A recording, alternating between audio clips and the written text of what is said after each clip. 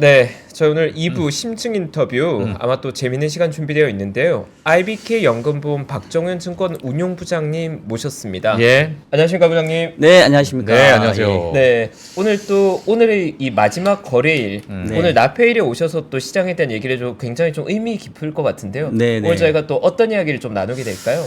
사실은 이게 이제 좀 섭외가 좀 급하게 좀 들어와가지고 아, 그래요? 좀 당황하긴 했는데. 아, 그럼 되게 네. 캐주얼하게. 네, 가봅시다, 근데 오늘. 이제 예. 아무래도 오늘 마지막 거래일에 또 예. 뜻깊은 라이브 방송에 초대를 해주셔서 일단 너무 감사드리고요. 예.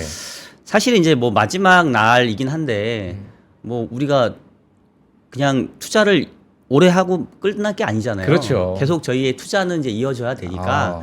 뭐 사실은 리뷰 이런 것들은 이제 많이 또 하셨을 거니까 예. 되도록이면은 또 내년도에 어떤 것들을 우리가 좀 고민해야 되는지 어. 내년도 시장에 대한 얘기를 조금 많이 하는 게 그래도 좀 더 의미가 있지 않을까 맞습니다. 싶습니다. 예. 예. 네, 사실 지나간 건 그렇게 크게 관심 없거든요. 맞아요. 네. 아, 내년에 우리가 어떻게 해야 되나. 아, 이게 가장 중요한 것 같은데. 네. 그래도 뭐 이번 시장 2023년 네. 뭐 한 단어로 또는 뭐 한 문장으로 표현하신다면 뭐 어떻게 좀 평가하실 수 있을 것 같아요? 일단은 예. 저는 올 한해 그러니까 경제에 대한 그 표현과 시장에 대한 표현을 제가 좀 고민해서 왔거든요. 예. 일단 그 경제에 대한 표현은 따로 국밥? 따로 국밥. 예. 아, 경제. 예. 그러니까 글로벌 경제가 예. 각각 따로따로 노는 그런 모습이었잖아요. 어. 뭐 특히나 보면은 올해 되게 조금 너무 배 아픈 게 미국 경제 성장률이 너무 올해 한 좋았죠. 2.6 정도 예상 네. 되더라고요.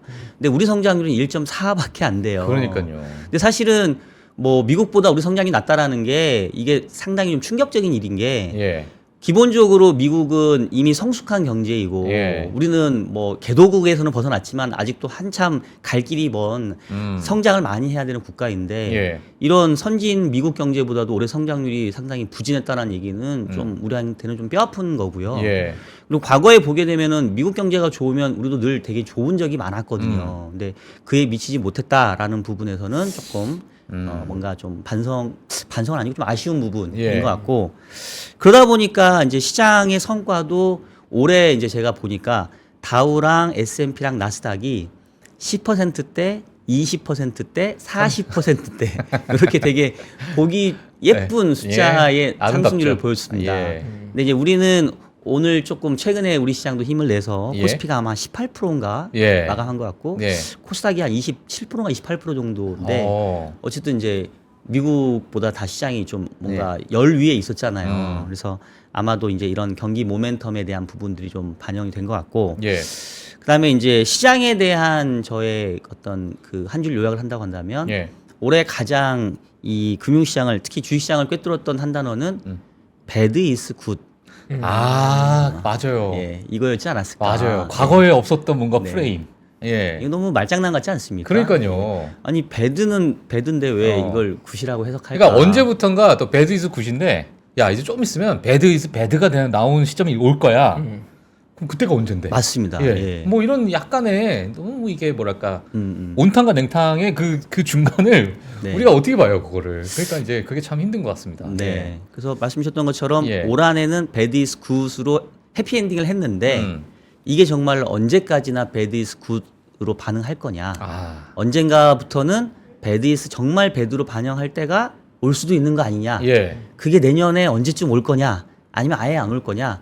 결국 이제 이게 올 한해의 정리이자 내년에 화두가 되지 않을까. 아, 그 오늘 그 말씀을 해주시는 거죠? 이제 그 고민을 이제 저희 같이 하자는 같이, 거죠. 뭐. 같이. 네, 같이 아, 했죠. 예. 네. 그래서 저도 사실 아까 부장님 말씀에 공감하는 게 올해 시장 자체보다도 이제 연말이 되다 보니까 투자자들이 됐든 구독자분들이 됐든 그 초점 자체는 2024년으로 많이 넘어가 있는 것 같거든요. 네. 근데 저도 사실 올해 시장에 굉장히 치열하게 참여했지만 되돌아보면 사실 올해 시장이 삼성전자 같은 대형주 수익률도 꽤나 좋았었고 하이닉스 같은 종목조차도 저점 대비 거의 2배 가까운 수익률이 나오는 엄청난 해였거든요. 그러면 대형주들이 이 정도의 수익률을 보여주는 장이 흔한 게 아니라면 우리는 이미 알고 있는데 예. 내년도 장에 대한 고민 그래서 경험 많은 투자자들이 더 많이 치열하게 고민하고 있는 것 같거든요. 왜냐하면 이 정도로 좋은 홍기가 내년에까지 이어질 이어질까? 가능성은 낮지 않을까라는 두려움이 있는 거죠. 예. 그러다 보니까 많은 애널리스트나 전략가분들도 뭐 너할 것 없이 내년 상저하고다 뭐 내년 뭐 상고하저. 상고하저다 아니면 네. 뭐 상고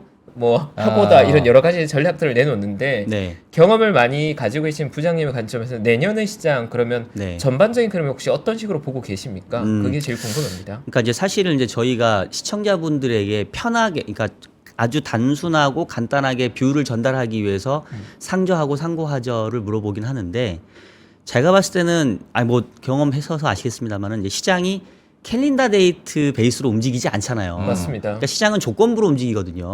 언제까지 뭐 시장이 우호적인 환경이었다가 이제 바뀌면 뭐 상반기에서도 그 안에서도 또 상저하고 상고하저 흐름이 나타날 수가 있는 맞아요. 거고. 그래서 일단은 이제 그런 질문을 이제 많이 받으니까 그 시기적으로 내년 상반기까지는 좋고 내년 하반기까지는 안 좋을 거예요. 하반기부터는 안 좋을 거예요. 이제 이렇게 저는 좀 접근하고 싶지는 않고요. 우리가 어떠한 변수들을 앞으로 주목해야 되는지, 그게 변곡점이 될 게 뭐가 있는지, 이제 저는 이제 그런 관점에서 변수. 조금 예. 봤으면 좋겠고, 일단은 제가 기록을 찾아보니까 3% 최근에 나온 게 11월 1일자 정도 나왔어요. 아, 예. 지난 네네. 방송이. 근데 네. 제가 그때 이제 어떤 말씀드리냐면 저는 이제 참고로 제 올해 뷰가 뭐였냐면 상반기는 좋고 하반기는 조금 안 좋을 것 같다. 근데 이제 그거는 이제 금리하고 물가의 흐름 자체가 좀 시장에 상반기에는 우호적이었다가 하반기에는 좀 부정적일 것 같아서 이제 말씀드렸던 거고. 예, 예. 10월 말부터는 또 좀 뷰가 바뀌었어요. 예. 왜냐면 그때부터는 또 유가가 빠르게 떨어지면서 아 물가 우려가 생각보다 이제 오래 안 갈 것 같다. 그러면서 다시 이제 시장을 좀 세게 보기 시작을 했고요. 일단 저는 11월부터 시작된 이 강세장이 일단은 내년도 초까지는 계속 이어진다고 보고 있어요. 아, 예. 그래서 일단 상반기까지는 그래도 좀 강세 흐름을 지금 보고 있는 거고요. 예. 근데 이제 이게 언제 꺾일지는 하반기 들어가면서 꺾인다는 게 아니라 상반기라 하더라도 어떤 조건이 완성이 되면 내지는 우리가 주목해야 되는 변수들이 이제 바뀌게 되면 그게 3월이 될 수도 있고 4월이 될 수도 있고 아니면 7월이 될 수도 있고 8월이 될 수도 있고 그래서 그 조건이 형성되기까지는 일단은 시장은 계속 강한 모습을 보일 거다라는 예. 말씀 먼저 드리고 싶고 네. 어느 시점인가 이제 꺾이는 시점은 내년도 그래도 좀 오지 않겠냐. 그래서 굳이 구분을 하자면 그래도 상반기, 그러니까 지금의 분위기가 좀 이어지다가 언젠가 한 번은 좀 꺾이는 시점이 올 거다. 네. 이렇게 일단은 시장은 좀 전망을 하고 있습니다. 예. 그러면 부장님의 관점에선 현재 용기가 조금 더 지속성 있고 추세가 된다고 보신다면 네. 결국 시장의 온기가 머무르는 섹터 역시도 현재 주도 역할을 하고 있는 뭐 반도체 대형주나 기존에 강했던 종목들의 투자자를 좀 더 관심을 가져도 된다고 보고 계신 걸로 봐도 무관할까요? 예, 일단은 11월부터 시작됐던 이 강세 흐름을 주도하고 있는 섹터들이 있잖아요. 네. 뭐 최근에 이제 반도체도 있고 뭐 AI라든가 로봇 뭐 이런 것들. 그러니까 결국은 이제 이 흐름이 계속 좀 이어진다고 보기 때문에 역시 주도 업종들은 이제 그런 업종이라고 좀 보고 있고 다만 이제 추가적으로 조금 저도 좋게 보는 게 우리 앞서서 박훈영 차장님께서 제약바이오 얘기하고 가셨는데 예, 예. 요즘 제약바이오 섹터가 단기적으로 성과도 되게 좋고 예. 뭐 모멘텀도 내년도 초에 뭐 JP 모건 헬스케어 뭐 컨퍼런스도 있고 예. 뭐 그동안 이제 성장주 중에 제대로 조금 올라오지 못했던 유일하게 남아 있는 조금 그런 업종이거든요. 예. 그래서 이제 제약바이오가 최근에 조금 힘을 내기 시작했는데 약간의 그 뭐랄까요? 힘의 세기로 봤었을 때는 내년도 가게 되면은 조금 제약바이오가 조금 더 다른 업종에 대해서는 좀 초과 수익을 누릴 수 있지 않겠냐. 아. 이런 정도는 일단 좀 보고 있습니다. 예. 네. 가장 중요한 말을 해주셨습니다. 오늘 제가 민감한 질문을 던져볼게요. 아, 그러니까요. 진짜 써놔야 됩니다. 제약바이오. 네. 아니 근데 이제 다양한 분들이 또 제약바이오를 말씀해 주시면 그게 가더라고요 또. 아니 그러니까 제가 기억나는 게 2023년 도대체 뭐가 주도 메가 트렌드냐? 전부 다 AI 인공지능 말씀하셨거든요. 그때 당시도 주가가 그냥 찔끔찔끔 힘을 약간 줄까 말까 하고 있을 텐데 그냥 이렇게 쫙 오는 걸 보고 나서 지금 올해 마지막에 제가 느끼는 게 전부 다 제약바이오를 말씀하시니까 아 이거 내년에 또 정말 제약바이오가 얼마나 또 큰 힘을 줄지가 좀 기대가 되는 것 같아요. 그래요? 아유, 예. 모두가- 마지막 동지부를 찍어주셨습니다. 지금. 모두가 다 똑같은 얘기하면 안 되는데. 아 그래요? 큰일 났네. 부장님이랑 좀 코드가 통한 거죠. 지금 말씀하신 제가 약간 불안했거든요. 아, 네, 그래요? 이렇게까지 모든 아. 분들이 제약바이오 공감하면 이건 예. 좋은 지금 신호는 보고 아닌데라는 계시는 느낌을- 4,100명까지는 괜찮잖아요. 네. 아, 네. 근데 우리끼리니까. 그러면 제가 이제 경험적으로 보니까 예. 이 생각이 비슷하면 빨리 가더라고요. 맞습니다. 빨리 하고 빨리 끝나더라고요. 1분기에 빨리 치고 빠져야겠다. 그러니까 그거는 시장에 조금 그러니까 살 사람이 다 사고 나면 사실 뭐 더 올라갈 건 없는 거니까 예. 네. 컨센이 너무 빠르게 집중돼 버리면 사실 조금 이제 비중을 줄이게 되죠. 경험한 예. 투자자들은. 어. 네. 그럼 결국 그렇다면 부정형 관점으로 보시더라도 내년에 뭐 시장의 패턴 자체보다는 네. 시장에 영향을 좀 중요한 변수들이 어떻게 변하는지 좀 더 봐야 된다는 관점으로 저는 익혀지는데 네네. 그럼 모두가 다 주목하고 있는 건 결국 내년도 금리 인하의 강도와 스케줄이 어느 정도인가가 중요할 거잖아요. 네네. 그리고 또 시장이 많이 우려하는 게 과거의 패턴에서는 금리가 인하된 시점에 강한 침체가 확인을 시장이 부러지는 패턴들이 나왔다 보니까 그렇죠. 과연 금리 인하 속도에 따라서 시장이 어떻게 반응할지는 데 고민이 굉장히 많을 건데 네. 부장의 관점에서는 금리 인하와 시장의 상관관계를 지금 어떤 관점으로 보고 계십니까? 그러니까 사실 결국 올 한 해도 이 시장을 돌이켜 보면은 결국 이 시장 금리 흐름하고 이 주가의 흐름하고 거의 똑같이 움직여 왔거든요. 네. 그래서 내년에도 이 아무래도 이 매크로 측면에서는 이 금리가 제일 중요할 것 같은데 근데 지금 되게 중요한 부분을 이제 꼬집어 주셨는데 이게 이제 저는 참고로 제가 이제 주식 운용을 메인으로 하는 사람은 아니고 저는 네. 이제 보험회사에서 보험 자산을 운용하다 보니까 이제 주식, 채권, 다양한 이제 포트폴리오 운용을 하는 사람이니까 네네. 저는 이제 다른 자산군도 좀 보게 되는데요. 예. 지금 이제 주식시장 관점에서는 금리가 하락하면 다 모든 걸 이제 좋다라고만 이제 인식하는 그런 어떤 뭐랄까 바이어스가 있단 말이에요.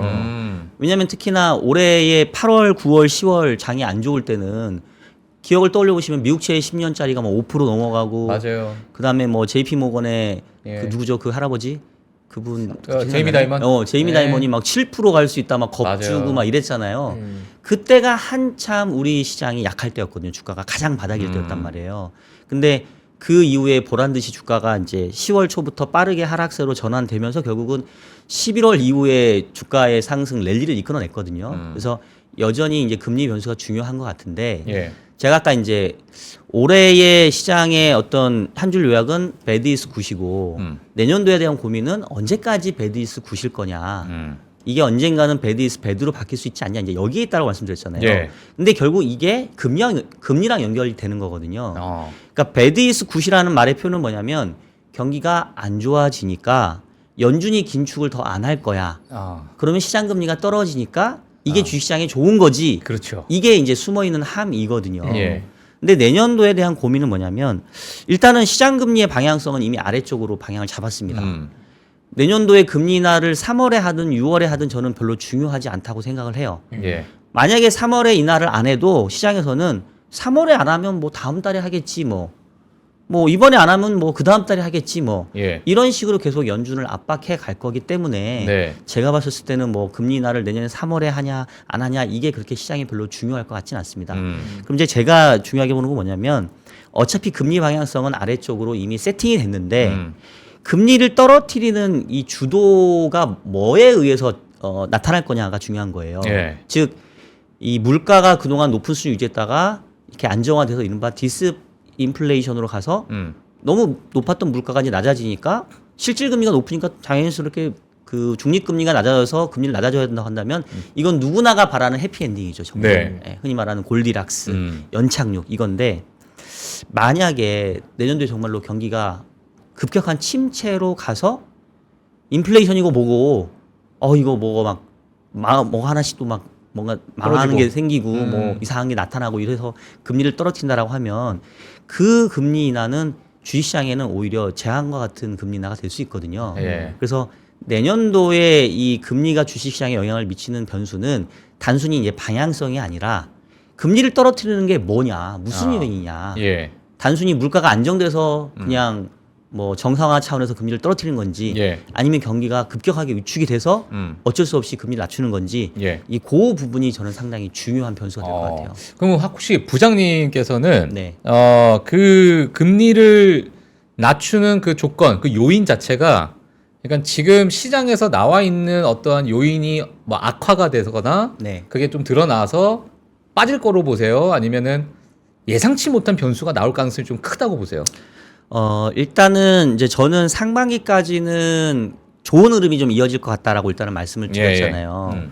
그러니까 이제 지금의 시장의 모습은 경제는 나쁘지 않은데 금리는 앞으로 떨어질 것 같네. 그럼 사실은 이보다 더 좋은 환경이 없거든요. 그렇죠. 예, 그래서 저는 이제 오히려 상반기 좀 좋게 보는데 하반기에는 어쨌든 저는 이제 그 밀렸던 그 청구서가 날라오지 않겠냐. 결국 고금리에 대한 어떤 대가는 예. 과거의 이 역사적인 교훈은 항상 치르고 갔거든요. 근데 이번에도 보면은 미국 기준금리 여전히 5.25에서 5.5잖아요. 아직도. 그렇죠. 그러니까 시장의 마음만 지금 앞서서 가 있는 거지. 지금 상처가 많이 골맞어. 이제 터질 때가 됐는데 고름이. 그러니까 어떻게 보면은 금융시장의 센티멘트 차원에서는 예. 이미 저금리로 간 거예요, 이미. 금리나 뭐 한 거의 100bp 넘게 해준 거죠. 예. 이 시장의 센티멘트는. 예. 근데 실물 경제에서 느끼는 금리는 여전히 높단 말이에요. 그렇죠. 그래서 항상 보게 되면은 이 금리라는 변수는 경제에 미치는 시차가 있거든요. 그래서 저는 내년도 하반기 정도에는 그동안에 높아진 고금리에 대한 부담이 이제 시차를 두고 실물 경제에 뭔가 부담을 주기 시작하는 그런 영역으로 들어가지 않겠냐. 예. 그리고 그런 것들이 뭔가 우리 눈에 어떤 형태로든지 좀 이렇게 표출되는 시기가 예. 내년도 하반기 즈음이 아니겠느냐. 어. 일단 저는 이제 그런 경계감을 좀 가지고 있습니다. 예. 그러면은 사실 이제 그 상처도 네. 곰기 전에 먼저 보이잖아요. 어디가 다쳤다. 네네. 금리로 인해서. 그러면 이제 그 다친 부분이 결국에는 약한 고리가 될 가능성이 좀 크니까. 그렇죠. 뭐 이런 것들이 이제 결국에는 뭐 실업률로 연결이 될 수도 있을 것이고, 네네. 뭐 지금 뭐 국내 뭐 PF도 뭐 그 중에 하나가 될 수도 있을 것이고, 뭐 여러 요인이 좀 있을 것 같은데. 네네. 사실 뭐 국내에서는 부장님께서 보시는 뭐 약한 고리, 네. 우리가 좀 우려해야 될 부분, 뭐 어디로 좀 개인적으로 생각하세요? 뭐 국내에서 가장 취약점은 뭐 다들 우리가 알고 있는 예. 가계대출 늘어난 부분, 가계대출. 그다음에 부동산, 예. 뭐 사실 연결돼 있죠. 다 연결돼 있죠. 근데 그렇죠? 사실 저는 국내 쪽은 그렇게 크게 심각하게 보질 않아요. 왜냐하면 과거에 항상 우리 경제 그리고 우리 시장이 어려웠었을 때는 예. 이른바 해외에서 뭔가 돌발 악재가 터져서일 때이지 음. 우리 쪽에서의 변수는 이게 소화 가능하거든요. 왜냐하면 그렇게 따지면 작년에 그 10월, 11월에 레고랜드 사태 맞아요. 어마어마했거든요. 예, 난리 저는 났죠. 진짜 그때 제 심정은 야 이러다가 또 이 제2의 외환위기 오는 거 아니야라고 되게 공포감이 떨어졌어요. 그때는 뭐 언론에 뭐 전부 다 그런 예. 얘기했으니까. 예. 근데 그것도 지금 막아냈잖아요. 진짜. 예. 예. 그래서 뭐 당연히 이제 앞으로 그 처리해야 될 부분이 산적해 있고 최근에 또 중견 건설사가 또 이 법정관리 또 신청도 하고 이랬지 않습니까? 그래서 네네. 거기는 이제 조정받으려면 이게 앞으로 가야 될 길이 많아요. 근데 예. 이게 이제 당장 뭔가 이벤트로 불거져가지고 뭔가 이슈가 되고 문제가 될 가능성은 저는 국내 쪽은 국내의 정책으로 얼마든지 대응 가능하다라고 보기 때문에 예. 이제 그렇게 심각하게 보고 있지는 않고요. 음. 결국은 과거에도 그랬던 것처럼 짱돌은 우리가 모르는 해외에서 날라온다. 그래서 이제 그 해외에서 날라올 수 있는 그 짱돌에 예. 대해서 결국 또 우리가 계속 이제 뭔가 주의를 해야 되는 그런 상황이지 않나 네. 생각합니다. 그렇다면 글로벌로 봤을 때는 사실 미국보다는 사실 중국에 대해 걱정한 투자자들이 훨씬 더 많이 있는 것 같거든요. 네네. 왜냐하면 제가 중국 쪽의 이야기를 듣더라도 부동산 경기 자체가 꺾이게 되면서 소비 자체가 지나치게 너무 얼어붙어 맞아요. 버렸고 그게 문제가 됐던 건 과거의 케이스에는 정부의 정책들이 워킹했는데 지금은 개인들의 소비가 너무 억제되어 있고 계속해서 버는 소득이 소비로 지출되는 게 아니라 저축액으로 쌓이고 있다 보니까 뭐 여러 가지 부양에 대한 정책들이 전혀 워킹하지 않다는 얘기를 일단 많이 나오거든요. 네네. 부장님께서 보는 중국 시장에 대한 관점은 내관이 터질 가능성이 있다고 보십니까? 아니면 네. 지금도 이미 너무 안 좋은 상황이니까 이게 회복의 한 해가 될 거라고 혹시 보고 계십니까? 일단은 중국은 이제 성장률로만 보면은 올해보다 내년을 조금 안 좋게 보거든 대부분. 네. 올해는 한 5%대 성장, 내년은 한 4%대 성장을 보니까 성장의 숫자로만 봤었을 때는 좀 안 좋은 수치가 이제 보여지는 건 사실이에요. 네. 근데 저는 그냥 도찐 개찐인 것 같아요. 그냥 중국은 지금 어떻게 보면 이제 코로나 이후에 대응이 제대로 잘 못됐던 부분이 좀 있고, 그다음에 중국 경제의 가장 큰 리스크는 결국은 이제 미국과 중국 간의 이 패권 싸움에서 지금 밀리고 있는 부분들. 그리고 어떻게 보게 되면은 이제 미국이 결국은 좀 중국에 대한 견제에 좀 성공한 케이스가 아닌가. 네. 최근에 이 리쇼어링이라든가 아니면 예. 공급망을 재편한다든가 이런 부분들이 이제 계속 중국을 압박하는 요인으로 좀 작용을 하고 있는 것 같고요. 그다음에 이제 내년도에 이제 미국 대선이 있잖아요. 지금 아마도 의제가 바이든과 트럼프가 누가 더 중국을 잘 때릴 수 있냐. 아마 이걸로 서로 경쟁하지 않을까 싶거든요. 예. 그러니까 원래 트럼프는 중국 때리기의 원조였고 바이든도 뭐 사실 만만치 않던데요. 만만치 않고 예. 뭐 최근에 보게 되면 뭐 전기차도 예. 뭐 반도체도 뭐 아주 작은 것까지도 다 이제 뭐 규제하려고 하고 뭐 이렇게 관세 매기려고 하는 거 보니까 아마도 대선 전국에서 이 경쟁적으로 중국에 대한 어떤 견제, 그다음에 뭐 갈등 이제 이런 게 불거질 수 있기 때문에 이제 그런 부분들이 조금 중국 경제는 좀 부정적인 요인이 되지 않을까라는 좀 생각은 하고 있고요. 근데 역시 중국도 이미 이제 안 좋았던 내용들이 이제 많이 알려져 있기 때문에 역시 이것도 알려진 악재는 별로 악재가 아닌 것 같아요. 그래서 제가 좀 말을 돌려서 이제 죄송한데 혼자 말하면 재미가 없을까봐 좀 질문을 하실 것 같아서 제가 조금 예. 할 말을 남겨두고 예. 이제 멈췄는데 예. 결국 제가 이제 고민하는 건 미국이에요. 네. 그러니까 다들 미국 경제가 올해 너무 좋으니까 예. 다들 이제 안심하고 있고 맞아요. 뭐 이것보다 더 뭐 미국이 안 좋을 게 없을 것처럼 보이잖아요. 근데 항상 이제 이런 그 위기나 어떤 예상치 못했던 돌발 악재는 넉넉히 있을 때 오거든요. 믿고 있을 때 오기 때문에 예. 오히려 저는 이제 미국 경제가 내년도에 조금 트러블 메이커가 될 가능성이 있지 않냐. 예. 이제 그 부분에 저는 좀 주목을 하고 있습니다. 오늘 사실 부장님께서 명언을 하나 남겨주셨어요. 짱돌은 해외에서 날라온다. 짱돌은 담 밖에서 아, 안 보여. 안 보여. 안 보이는 우리 데서 집에서는 날아가. 날릴 사람이 없고. 그렇죠, 그렇죠. 예, 안 보이는 담 담 밖에서 밖에서 날라온다. 날라오죠. 예. 알겠습니다. 자, 그러면 사실 이번 회에서는 인공지능이라는 그 키워드가 너무너무 핫했는데 네. 뭐 이것도 좀 여쭤보고 싶은데 뭐 미국에서 그 인공지능의 어떤 트렌드는 내년도 지속적으로 좀 앞서서 좀 말씀을 좀 해주셨지만 네. 뭐 계속 그렇게 강하게 좀 보고 계시는 거죠? 그렇죠. 예. 그러니까 사실은 어떻게 보면 그러니까 중국은 중국이라 미국은 너무 부러운 게 뭐 예. 자원도 많고 뭐 땅덩이도 크고 사람도 많아서 소비도 된 데다가 첨단 기술이 다 이제 여기에 집중화돼 있으니까 정말로 뭐 혁명에 가까운 기술의 혁신이 다 미국에서 나타나잖아요. 그래서 올해 미국 경제가 연초만 하더라도 뭐 연준이 3월에 내놓은 점도표를 보면은 성장률 0.4밖에 안 됐어요. 근데 최근에 요놈들이 2.6으로 바꿨거든요. 예. 그러니까 연준도 그러니까 제가 봤을 때는 제일 욕 먹어야 될 몰라. 사람이 연준이에요. 예. 그러니까 이제 저희 구독자나 시청자분들이 이제 여기 나오는 전문가분들 막 전망 틀리다고 뭐라 하잖아요. 예. 저희를 욕하지 마시고 파월을 욕을 하셔야 됩니다. 예. 제일 틀린 애가 파월이에요. 그렇죠. 그 원고 쓴 사람들이 잘못된 거지. 원고 예. 처음에 쓴 사람들. 0.4% 미국 경기 전망했는데 2.6이 나왔으면 이거 몇 배를 틀린 거예요 지금. 예. 말도 안 되는 그 전망을 틀린 건데. 예.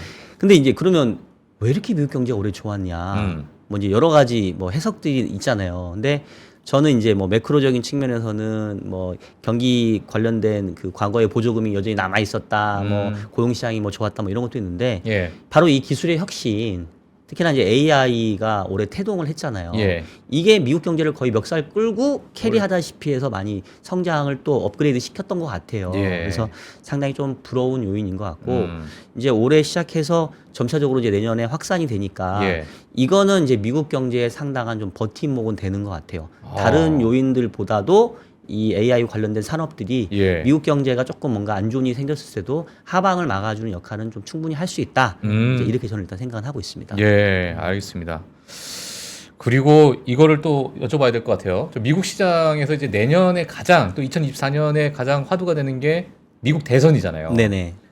부장님께서는 물론 뭐 여러 가지 시나리오가 좀 있겠습니다만 지금 네. 트럼프가 그래도 지지율적에서는 좀 우위를 점하고 있는 상황이고 네. 뭐 콜로라도에 대한 뭐 여러 가지 좀 이슈가 지금 있는 상황인데 그 내년 대선에 대해서는 뭐 어떻게 좀 보시고 주식 시장은 또 어떻게 좀 예상을 하시는지 네, 예, 네. 그 부분이 좀 궁금합니다. 그러니까 뭐 항상 정치하고 이 경제는 떼놓고 생각할 수가 없고 예. 특히 뭐 미국의 대선은 우리나라 대선보다 더 중요해요. 우리 시장에 솔직히 얘기하면. 예. 그래서 상당히 이제 주의 있게 보는데 예.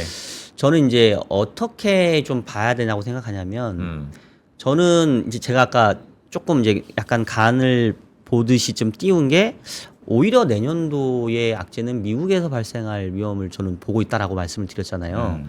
이제 제가 보는 악재 중에 하나가 이 재정과 관련된 거거든요. 예.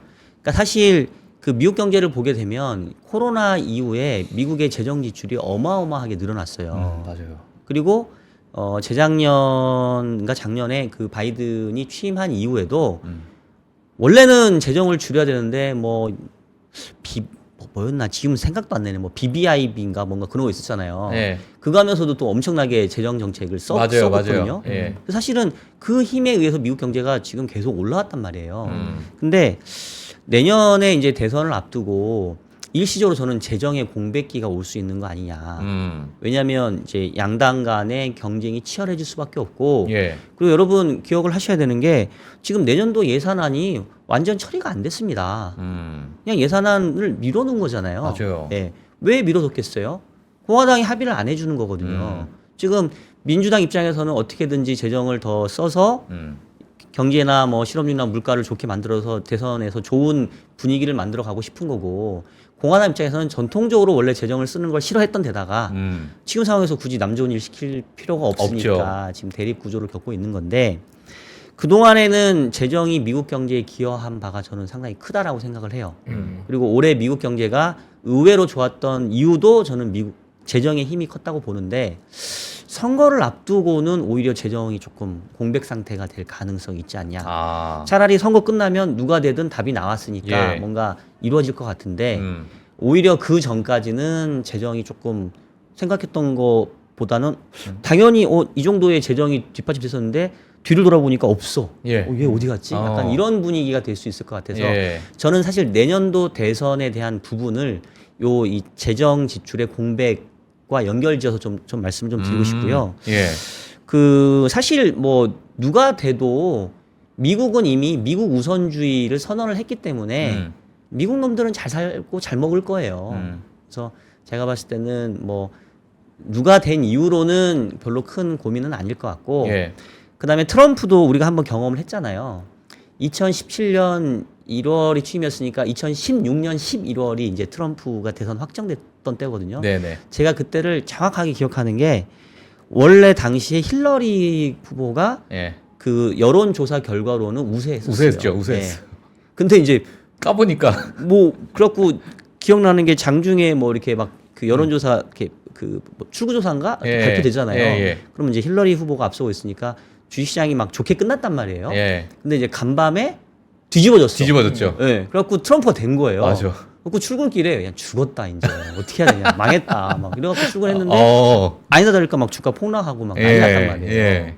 그러니까 그 당시에 느꼈던 거는 뭐 우리나라 대통령 아니니까 뭐 이상 미친놈이 대통령이 된 것 같은 느낌이었단 말이죠 그때는. 예. 그랬는데 이 트럼프가 그러니까 수락 연설인가 뭐 이게 당선에 대한 연설을 하면서 되게 이제 좀 점잖게 친기업적인 그리고 나는 이제 저금리를 선호하고 뭐 이런 걸 얘기하면서 아, 이 사람 또라이는 아니구나. 이러면서 사실은 그 뒤에 시장은 안정을 찾았어요. 그렇죠. 그래서 트럼프에 대한 어떤 우리가 경험도 있기 때문에 예. 뭐 바이든이 계속 한다고 한다면 뭐 바뀔 게 없는 거고 트럼프가 된다고 하더라도 뭐 한번 경험이 있기 때문에 크게 충격받을 것 같지는 않다. 그래서 제가 이제 내년도 대선에 주목하는 부분은 오히려 이 치열하게 경합을 하는 과정에서 재정 정책이 조금 공백기가 될 위험성이 있는 거 아니냐. 예. 그 부분들이 미국 경제에도 조금 위험 요인으로 작용할 수 있다.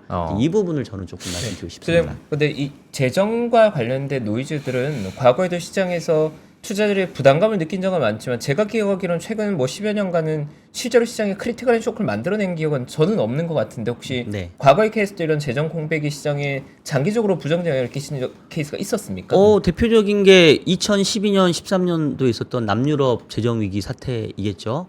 그 당시에도 보게 되면은 2008년, 2009년도 이 금융 위기를 극복하느라 유럽에서 방만한 재정 지출이 있었고, 네. 그 다음에 이제 재정이 쓸 때까지 썼던 상황이었기 때문에 더 이상 이제 쓸 수 없다. 이러면서 우리 그때 뭐 피그스 얘기하면서 네.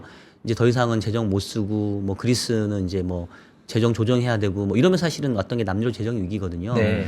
그러니까 미국이 남유럽 재정 위기처럼 갈 거다라는 얘기를 저는 드리고 있는 게 아니라 미국이 이미 GDP 대비 국가 부채가 120%가 넘어갔어요. 네. 예. 그러니까 어느새 미국의 재정도 상당히 높은 수준을 가버렸거든요. 그래서 언제까지나 이제 재정을 막 늘리는 거에 대해서는 어느 정도 좀 임계치, 한계 상황에 좀 오른 게 아닌가라는 좀 생각이 드는 거고, 예. 그동안에 이제 재정이 많은 역할을 했기 때문에 재정의 역할이 조금 사라지게 되면 생각했던 것보다는 공백이 크게 느껴질 수 있다. 이제 그 말씀을 드리는 거고요. 예. 그 다음에 이제 그 민간 소비 부분도 보게 되면 미국 사람들의 이제 특징이 일단은 제가 뭐 미국 사람하고 친한 건 아닌데 예. 이렇게 들어보면 지금 친한 척 하셔도 됩니다. 지금. 그럴까요? 예, 뭐그 예, 리차드가 얘기를 하기를 미스터 존슨. 예, 죄송합니다. 예. 일단 지갑에 있는 현금 있으면 쓰고 예. 그다음에 안 현금 되면 없으면 신용카드. 신용카드 쓰고 뭐 아빠 마통 카드. 쓰고 네, 그렇죠. 쓸 때까지 쓰고 이제 뭐 더 이상 쓸 거 없으면 이제 예. 그때 소비를 멈춘다고 하더라고요. 아. 그러니까 지금 현재 미국에 보여지는 소비들이 예. 저는 지금 갈 때까지 쓰는 소비가 아니냐.